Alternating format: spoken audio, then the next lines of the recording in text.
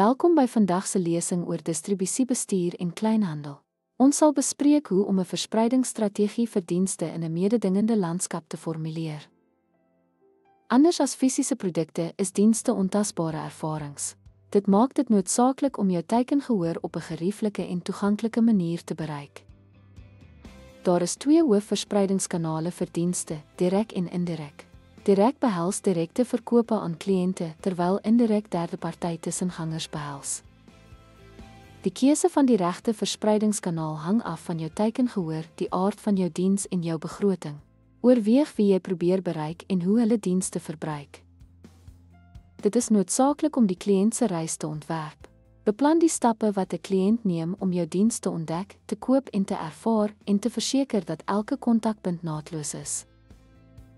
Die optimalisering van aflewering is 'n kernonderdeel van u diens se waardevoorstel. Oorweeg tegnologie-integrasie, afspraakskedulering en opvolg na diens om konsekwente gehalte te verseker. Jou verspreidingsstrategie moet met jou bemarkingspogings integreer.